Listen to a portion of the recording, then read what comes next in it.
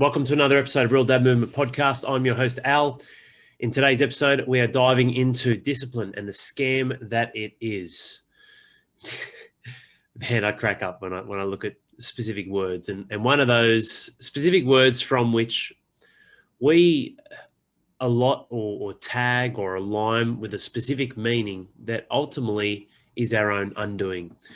Another example is sacrifice. People want to improve their life, yet they're not willing to improve themselves, which means when they're looking to take a different line of action to improve their circumstances, they think they're sacrificing. But you're trying to go from one version, which you're not happy with, to another version to create a higher level of fulfillment, significance, and happiness, yet you are sacrificing. Please explain. So when we look at words like that, and today's topic is discipline, when you think of discipline, you think of drill sergeant, you think of, a level of conformity with unhappiness, you think of unease, you think of not possible, overbearing, overwhelming, too much control over yourself instead of control and freedom from within yourself. The word gets castrated because it's how it's been conditioned inside of us and society. Gets castrated as a form of nobility, but also a thing to be feared and something on a pedestal as well that is almost unattainable. So it's almost like it's an amazing thing if we can have it, but it's something now that I'm not good enough for. And it's like, well, hang on a minute. Let's just break it down a little bit by bit. Discipline, make no mistake, when I say it's a scam, discipline is a scam. It really is. Like, I am not a very disciplined person. Trust me. I'm not. From the old school days, being rebellious, through to being an elite athlete that had to overcome several operations and injuries and issues where it was affecting his life, where, yes, he had to have some routines in place, but also there was so much fluidity, unknowns, uncertainty to a degree, where I didn't know where I would be and what I would do, which means if I'm maintaining a level of discipline in the same thing, but it's not getting me somewhere, it's yielding the same result, but it's worse because it's taking more of my time.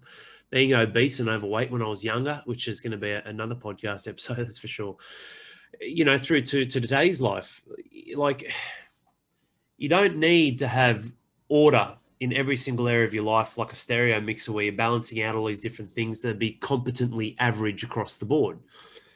Find what you love and your strengths, triple down on them, and lose the rest, forget the rest. But discipline is a scam because of the way that it is portrayed, in which it is then treated to influence or change your perception over what it actually means and the role that it plays in your life. Think about this as well. And I don't, that's fine if there's women who listen to my podcast or if there's men who aren't fathers, that's okay. But when I'm talking about dads, the one sole thing that I work with, I'm working with fathers in the second half, focusing on your life and what's important. It becomes very chaotic, where this chaos undoes you. Like, it brings about a level of submission to not the process of what you're doing to improve, but any process, which then builds the patterning inside of you, your subconscious, which I touched on the last episode, or the last one or two episodes, where we're looking at, the 91% of your life that's autonomous. Actually, I've touched on it for the last few episodes, really, but looking at the autonomy in your life, your subconscious, how it operates. What you're doing is you're building that defeating mindset where, yes, this is my life, this is what I do, and I can't do this because I don't have the discipline. Well, what you have is chaos and a shotgun approach where you've just sprayed your efforts everywhere, which has been in a reactive state to all the different dramas and circumstances that life keeps throwing your way. Welcome to the world for all of us. Doesn't matter if you're 45, 55, 35. When you're a father entering the second half in your life, and you're a man who wears that hat of fatherhood as well as husband, worker, boss, work colleague, member of society, member of community, like all these different hats that you wear, ultimately, if you don't look after yourself and create a high level of energy in yourself and value your time and create space, that's going to dictate to you who and what you should do and who you should be. Which means when it comes time to change, there is a huge pull of resistance inside and outside of you. And one of the ones inside of you is believing that you have to have all this discipline. Like listen to the definition. When I'm talking about discipline, and I've got it up here, disciplined with a D on the end, showing a controlled form of behavior or way of working. Yeah, fair enough. I'd say that's pretty accurate.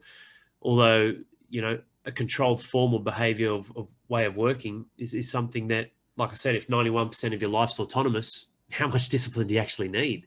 You're in autopilot and you don't even know half the time. Perfect example I always bring up is driving a car, but so many other things. Like when you're eating your food, are you looking at where your finger's placed on your fork and the positioning of the fork? Are you going to get those 4 little prongs? Where are you going to target it? Where are you going to push it into that chunk of steak or that chicken? Or where are you going to scoop up that mashed potato? Like, you don't think about those things. It's autonomous. It's completely autonomous. Discipline without the D on the end, so just discipline itself. This was hilarious, actually. The practice of training people to obey rules or a code of behavior using punishment to correct disobedience.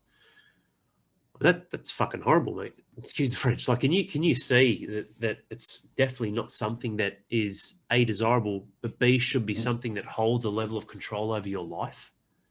Yeah, and here we are. No, this is what I need, Ali. I need to be more disciplined. I need to follow. And then what we'll do to justify your narrative around the definition of what discipline means in your life, you'll tag other things. I need to do what I said I would do. I need to plan the work the plan. Like, we got heaps of different sayings. Don't worry about that. I need to continue through and just be disciplined. I need more discipline. Like, this is going to help me. No, it won't.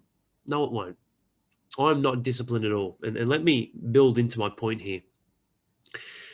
There may be a level of discipline required from which the punishment is recognized of the alternative in the lesser version of who you will remain to be. So, perfect example. I go to the gym to train 3-4 days a week. Sometimes that means a 4 a.m., 4:30 start.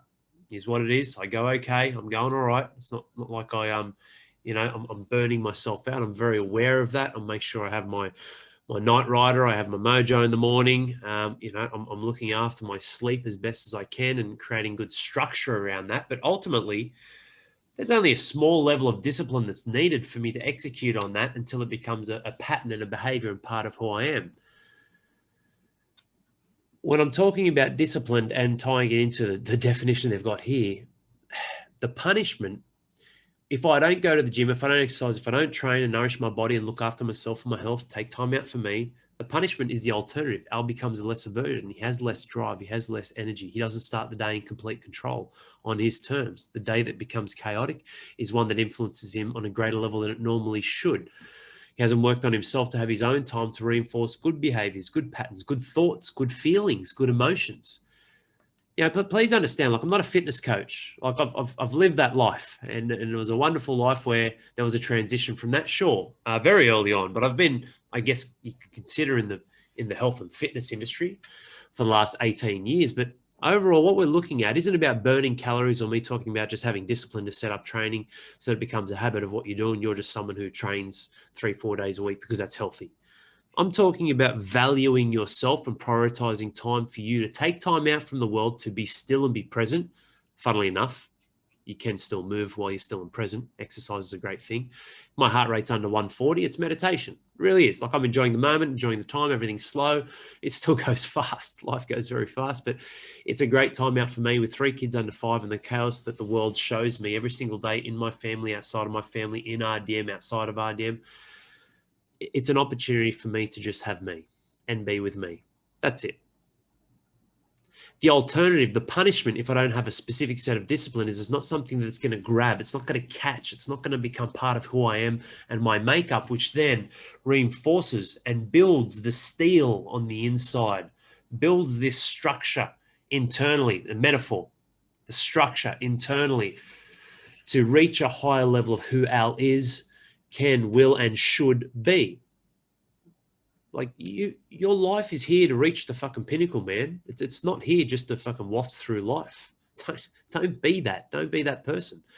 I don't want to know about those people. And it's not a place of judgment. It's aligning with the truth that we all have the ability to expand and reach potential beyond our certain beliefs that we might have right here and now. But too many don't have that. Hard to do on your own. I get that. Sometimes it takes someone else to believe in you, for you to raise that level of belief in yourself. I get that. I apply that.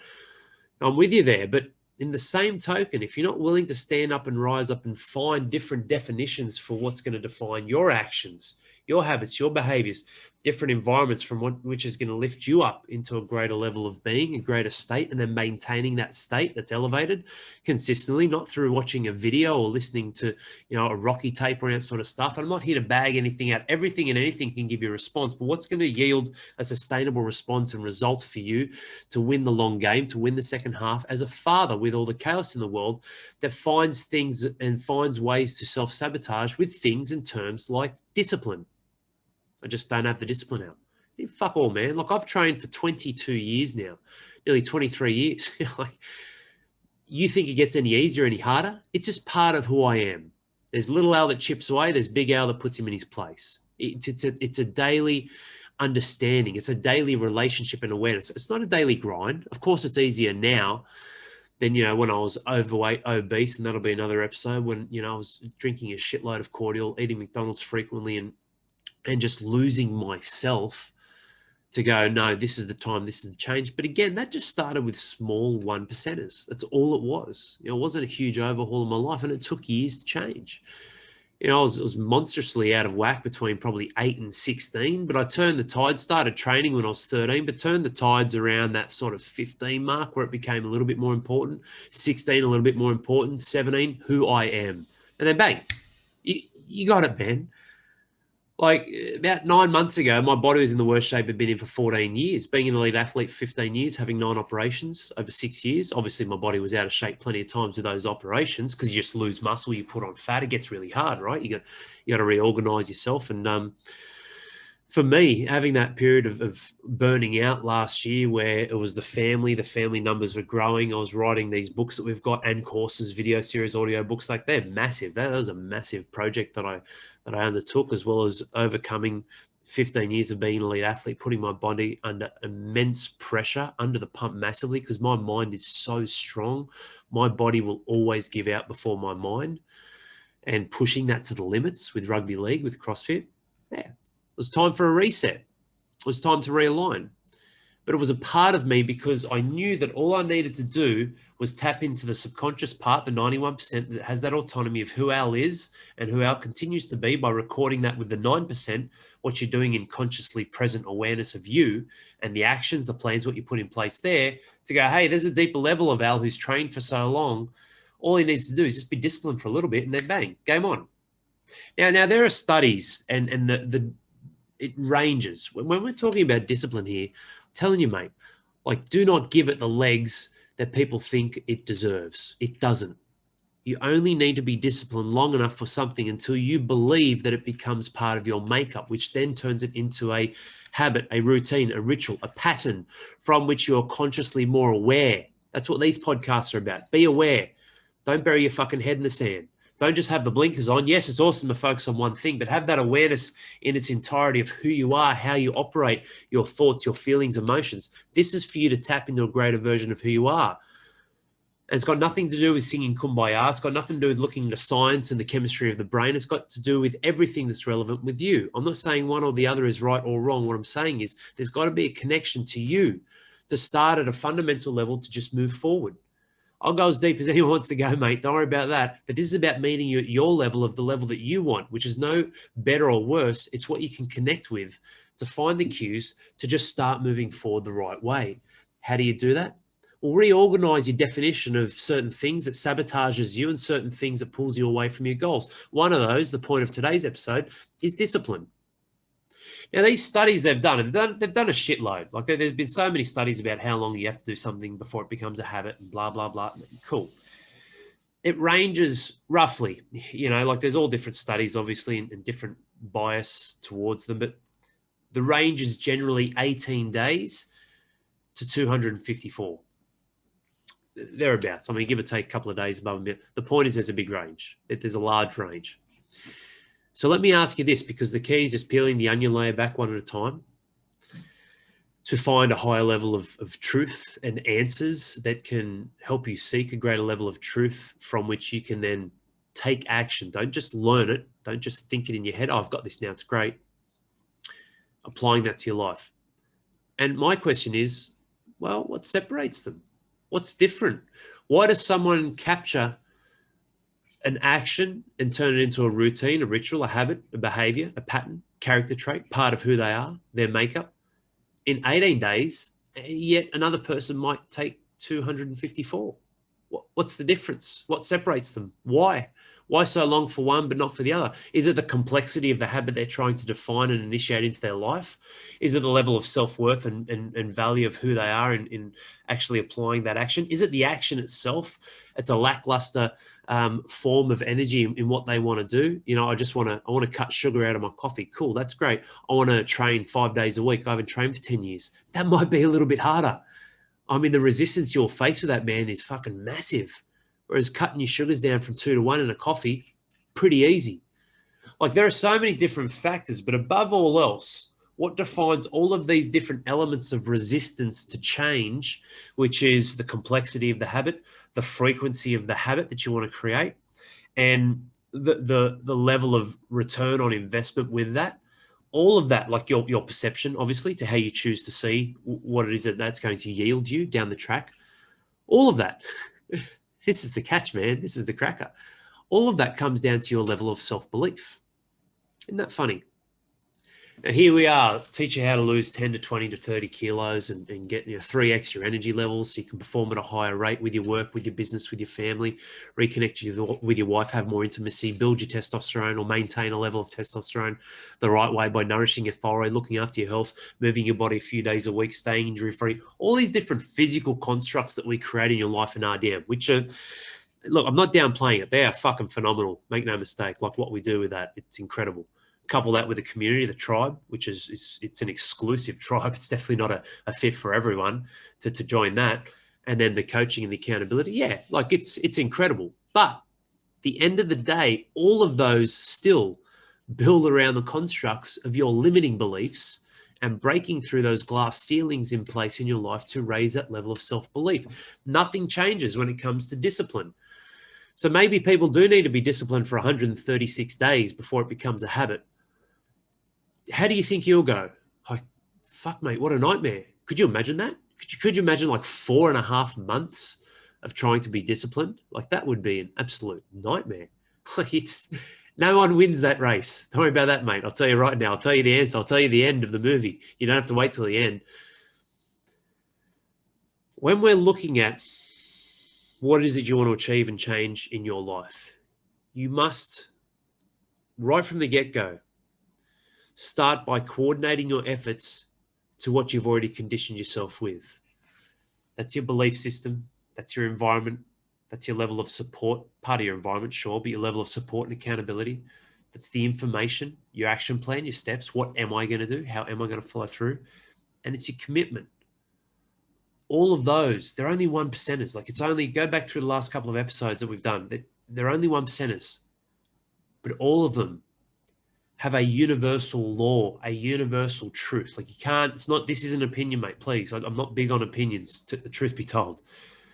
This is a universal law. All of them hinge, even though they're small, get that micro win, then compound, build, like interest rates, compounding interest. That's how you build your life. All of those heavily, but funnily enough, in such a small micro way, like I explained, but heavily hinge on your self-belief. So when you look at yourself in the mirror, and instead of creating statements, it's hard, it's too hard, maybe I shouldn't, maybe I can't, I'm not worthy, I don't deserve this, all this bullshit, you don't even have to speak it, you could be thinking it, rapid, like 60 to 90,000 thoughts a day, that's a lot, that's fast. And trust me, a large portion of them are negative for most people. But the positive can overcome the resistance of the negative if the energy and drive from the positive is one that elevates your state to a higher level and drives you forward with action. You must couple it with that. When we're looking at all this and you're looking at yourself in the mirror, instead of these statements, ask yourself these questions. Why can't I? Why am I not worthy? Of course I am. Who says I can't? Who says this isn't possible? Have a look at some of the craziest shit in the world, whether it's technology, the design of iPhones. Steve Jobs is obviously a relatively, up-to-date one. Obviously, you can go back hundreds and hundreds of years of crazy shit that mankind has done. But They weren't any different from you or me. What separated them? When you're asking quality questions, then create reinforcing statements that says, yes, I can. Yes, I will. This is mine. It's my fucking time. You will break through and recognize that you don't need certain stigmas that you have aligned to yourself that have pulled you into a lackluster way of living. You don't need them at all. And those that you think you still do, well, let's reorganize them so that they serve you. This is your life, your world, no one else's. You are here to be a high level performer in life. Like, you are here to shit excellence, man. Family, self, and service. You should be conquering all of that. You should be dominating all of that. How you carry yourself as a man, your pride, not your ego overruling you, but your pride in who you are, standing up tall, carrying good posture in how you operate, the presence, the energy you express, how you communicate and engage with your partner, your wife, your missus, relationships, friendships, your children. You should be their role model. I don't care if they're 28 or 8. This is your kingdom. They come under you. They come under your kingdom, even if they've moved out of home. They're under your kingdom. You're the head of the tree. Even if your father's still alive, he's probably more often than not in a position where the energy he expresses does not hold him at the king status or the top of the tree. You are the top of the tree. This is the area for change. And this is the generation for it as well. Like, I'm very old school, older brothers, strict Italian father, very old school, but this is the generation too. Dad's in their 40s and early 50s. Like, this is the time to rise up and go, yes, bring those old school values to light. Yes, bring that new age ability to adapt, whether it's technology, whether it's the environment, communities, to be able to be flexible enough to stay ahead of the game. And 30s, late 30s, probably mid to late 30s. Reorganize yourself to find things that should serve you. Not an expectation of outcomes, but an expectation of your relationships to certain things and the actions you'll take. Which means discipline is something that only needs to be a part of your life long enough until you believe it becomes a pattern. You believe it is a part of who you are. The end. It's that simple. And maybe some of those motivational wizards don't dive into it in that respect, so they don't connect it themselves. They haven't connected the dots. Maybe they're staying structured and robotic in a different way. Who knows? But I'm telling you, mate, the separator, whether people want to talk about the chemistry of the brain or their own specific circumstance or how much they're in the pit or the hole or the different, number of children they have, which creates chaos with the time they have throughout the day.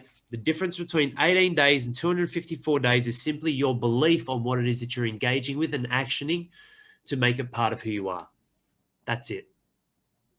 Which means when it's all said and done, if all you want to do is start exercising, you want to exercise 2 days a week, and it may only take you 3 to 4 weeks to turn that from a discipline where you're organizing your time to create better structure in your life, because structure is king, man. And you don't need discipline for structure either. That's another episode. 4 weeks, 2 sessions, 8 wins. That's all you need, 8 victories. You get up at 6:30 in the morning, awesome. Get up at 5:45, twice a week, 8 wins, 8 victories. That's all you need. And level up yourself, raise that belief in who you are to leverage that small point of discipline to go, this discipline means to me that it's non-negotiable. Game on. I need 8 training sessions. This is my month. January, middle of January right here. All right, awesome. Middle of February. Game on. I need 8 training sessions, and then it is part of who I am, and reinforce that. Mantras, affirmations, what you're doing, writing it, and then reading it, and then speaking it, and then recording it, and then sharing it. Before you know it, all of a sudden you've got 7 to 8 touch points of reinforcement inside and outside of you of the action you've taken, either with yourself, with the tribe, with anything that you're engaged with, to say, hey, I fucking did it, man. I trained today. That's a win. It is that simple. Doesn't mean it's easy, but it's that simple. Doesn't mean it's impossible either. I hope you're getting some value out of this episode. When we're talking about discipline and the scam that it is, what I mean by this is it is something that is ruling your life and putting you in a state of Bambi in the fucking headlights of freezing and not doing. You're not doing anything because of this fear around something that you've constructed and created inside of your head that doesn't even need to hold any place at all. let alone one that's detrimental to your life in the second half. And if you want to give it a place, awesome. Apply it like I said just then. I only need to be a little bit disciplined long enough until I can move forward and make this part of who I am. Beautiful. Let's rewind a couple of episodes. Okay, how do we make that even easier again? Well, no worries. 91% of my life is autonomous, Al. So that 9% when I'm consciously aware and present is going to go into investing time in what I need to do, or, what's the 1% that I need to do to get the 99% action, time, and reward. Simple. I need 8 training sessions out, which means guess what? I'm going to set up my training gear. I'm going to set my alarm. I'm going to communicate with someone and make that commitment and tell them what I'm doing, whether it's publicly on Facebook with a community, with a group, obviously the Dads Inside RDM. This is something that I'm creating. I'm going to tell my wife and I'm going to tell my children what I'm going to do. I've already got my training session planned. Everything's set. I've got my morning water, or, obviously I take RDM Mojo. It's fucking amazing first thing in the morning, especially 4 a.m. I've got everything set up, ready to rock and roll. All I need to do, Al, is go to sleep and then wake up. That's some low-hanging fruit right there, my friend. Like, is it that hard? Yeah, it might be 10 minutes prep, but do you need that extra 10 minutes a night? You going to bed at 10:30 or 10:20? Like, does it matter? Like, these are the key things, and this will be another podcast episode I'm going to do shortly when I'm talking about sedation and distraction. Like, fuck, mate, if you're watching more than 4 hours of television a week, you're wasting your life. The end. Like, this isn't an opinion. You're investing in something that is not yielding a return on investment and you expanding into who you can become. Doesn't mean it's right or wrong. That's okay.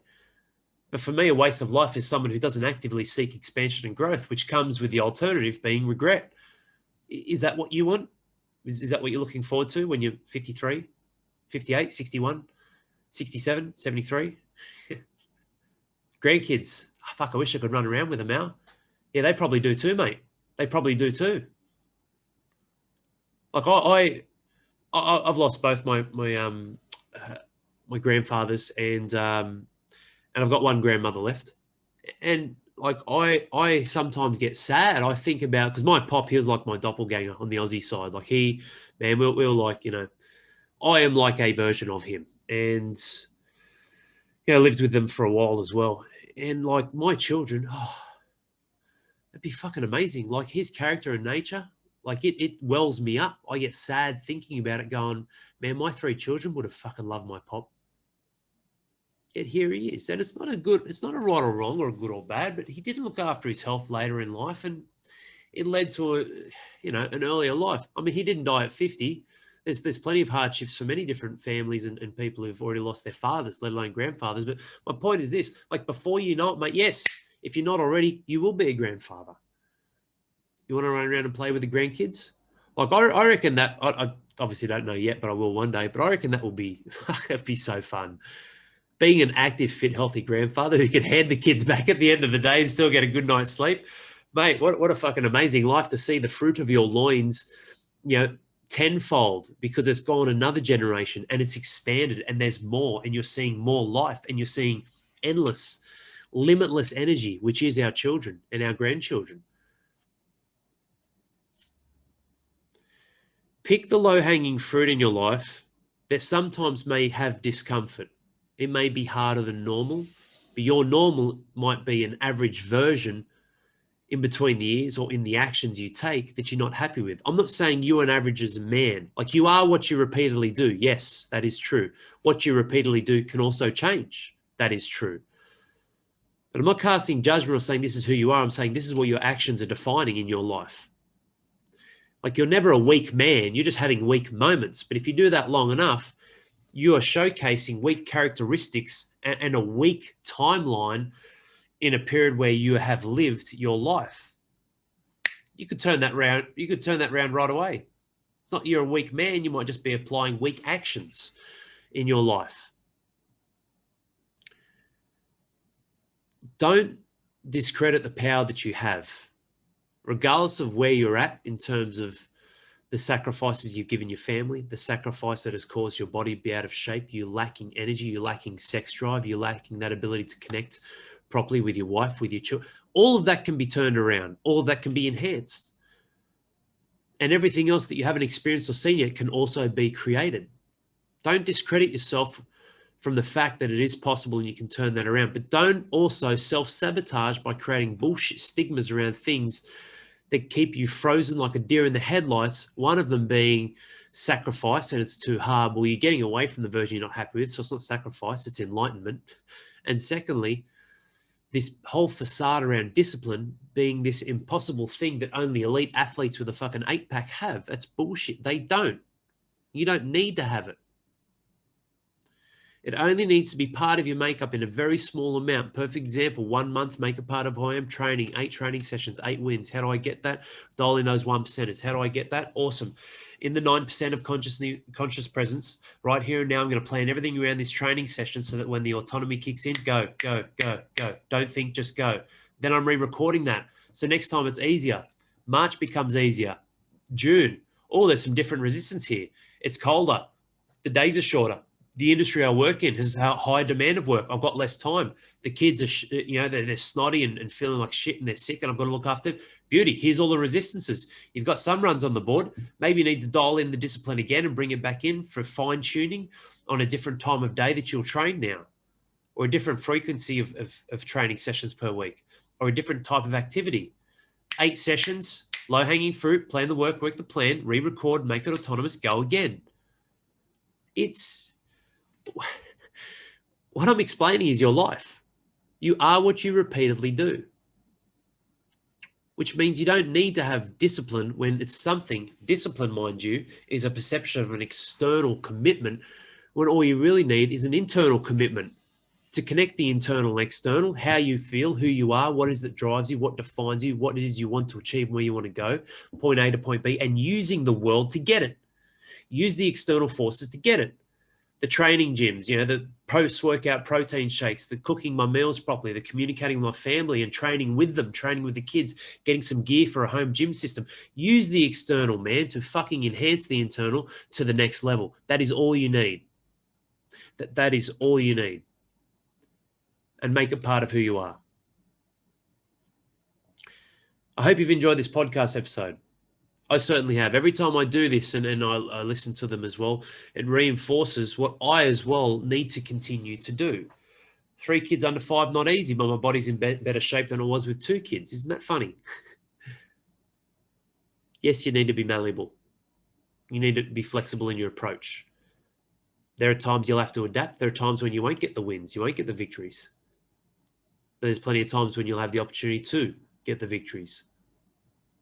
Every day you wake up is another shot at life. Don't ever take that away from yourself. Don't discredit the opportunity that you have inside of the power you have, and don't self-sabotage with bullshit and stigmas and putting things on pedestals like an external commitment to discipline when all you need is an internal commitment of who you want to become, and leveraging that term to create non-negotiables. The work's done. It's set out. It's done. All I need to do is experience. This moment's written in history. All I need to do is experience it. Like literally, man, adopt that mindset. And then it will serve you. And before you know it, it will become a part of you if you want it to be, if you choose it to be, if you actually truly desire it. If not, it's just bullshit. Words, talk, no action, woulda, shoulda, coulda, gonna. You're another gunner, just like 99% of the rest of the world. No. If you desire more, show me, show yourself, show your family, and use external drivers like your family, like terms like discipline, like commitments and that accountability there to enhance who you are on the inside into who you can become. When you do that and you connect the dots properly, then you see that discipline is your fucking master. Sorry, you are the master of discipline. Scratch that last part. Discipline is your servant and you are the master of discipline. Whereas, yes, the alternative is certainly what I said earlier. Discipline is your master, and it's one that keeps you locked up and chained where you don't even take any actions. Take care. I hope you enjoyed this episode. Make sure you keep tuning in with some incredible guests we've got coming on, other RDM members. It really is it's a phenomenal show that we love putting on for you. And I love the feedback as well. I had over 15,000 downloads with our podcast. And it really is awesome to get feedback, to see fathers I've never heard from or heard of before or met before physically or even online contacting. And we are here to provide the pathway, to be if you're watching the video, holding up this beautiful lighthouse that my daughter helped me paint at a plaster fun house. Oh, what a crack up. It was looking pretty bad until we had to change the color scheme. It was looking pretty rude. But we are we are the lighthouse for you to go, hey, I deserve and demand more from myself. My life should be leadership and performance and hitting the next level, not just fucking moping around, not being a victim, not existing, not surviving, thriving, and reaching that next level. No ifs, no buts, no plan Bs, no alternatives. Musts. Championship mindset and winning, no matter the cost. Take care. Make sure you tune in for another episode of Real Dad Movement podcast soon. And if you ever need anything, like I said, for the rest of January, Tribal, Power of Environment, that book's free. alex@realdadmovement.com.au. Hit me up with an email and I'll sort you out. Thanks, guys. Take care, and I'll see you soon. Cheers.